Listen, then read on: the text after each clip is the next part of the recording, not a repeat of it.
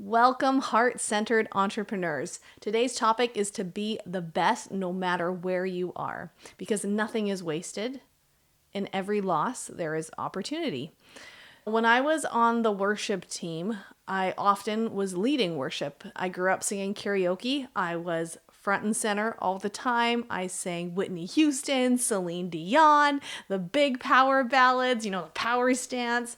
And when I got on the worship team at church, I realized, they don't actually need another lead vocalist. What they need are background singers.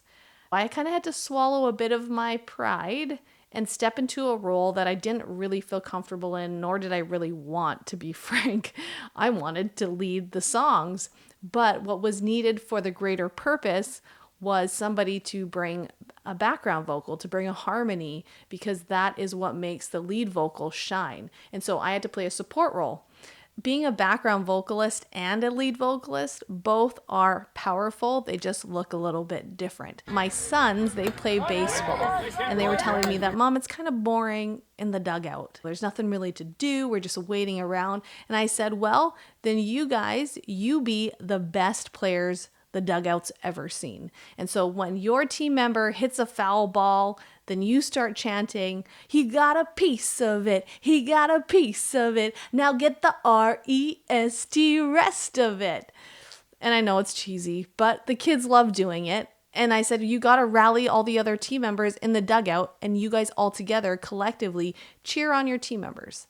And so that's what life is really about, is being the best at whatever role you're given. Now, how to take second place with grace. Have you ever lost something or come in second place? Doesn't feel good. It kind of stings, but you got to take that one on the chin and take second place with grace. Because how you handle a loss says a lot about you. And I often ask myself, is there another way that I can serve this person? So let's say if I was applying for a job and I didn't get the role, for me as a realtor, if I was trying to get a client and they didn't hire me, I might think, okay, I didn't get the job as a realtor, but maybe I'm here for a spiritual reason, not a strategic reason. And so then maybe I switch gears, I take off that realtor hat and I think, okay, how can I serve this person? How can I help them? Maybe I'm here because they're going to teach me some valuable lesson in life and we're going to have a great conversation. And from a business perspective, if I ever lose a client for whatever reason, I know I'm tempted to say, too bad for you. I'm out of here. But instead, I would say, well, thank you so much for the opportunity for letting me to present to you. Even though it didn't work out, I want you to know that I am eagerly standing by in second place. I am waiting in the wings. So if for whatever reason something doesn't work out and you need somebody else to step in, I am here for you. And in the meantime, if you know of anybody else that's thinking about buying or selling real estate and you think I'd be a good fit for them, I hope that you'd recommend me. Now, my husband, I know I'm biased, but he had an opportunity to take second place with grace, and he did it really, really well. He got laid off from a church. There wasn't any moral failure or anything controversial. It was just a budgeting issue. So he got laid off, and they asked if he would stay on for an additional 30 days. Now, he had every right to say, no, I'm done. You're laying me off. I'm done today. I'm taking my stapler and I'm out of here. But he said, okay, I will stay for the 30 days. And he helped with the transition. For the next 30 days, he showed up at the office and helped plan his departure. Now, that says a lot about character, and it says a lot about who he is and who he's striving to be, because I know for me, if that was me, I don't know if I would respond that same way. I'd like to think that I would.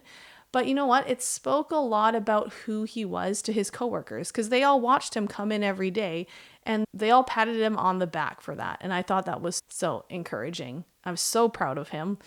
Surrender your agenda. Now, as entrepreneurs, we love control. That's why we got into this business in the first place, because we want to control everything. We want to be the boss.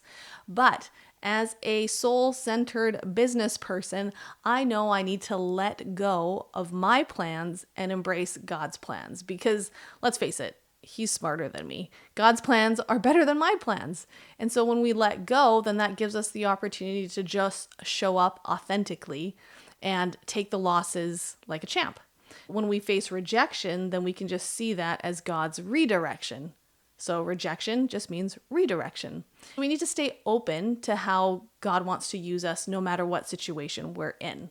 When you are aligned, your business becomes a magnet and people become attracted to that more so than any amount of hustle could attract to you. So stay aligned, stay true to your intentions and your business. You see, nothing is wasted. Every no means you're just one step closer to a yes. So it's okay if you get a no. See, delays, rejections, demotions, that's all part of maybe getting a little bit closer to a yes, and God can use all of it. Loss is sometimes about the lesson, not necessarily about the win. God cares more about our character than he does our success. Remember, we are here to build character. We're not here just to build businesses. So we need to stay focused on our eternal return on investment and not just temporary success. This is my challenge to you this week, to be the best wherever you're at. So to show up fully with love and surrender, because when you do that, you can't lose. If this is your type of content, please like and subscribe. And friends, I hope that we moved you a little bit forward today.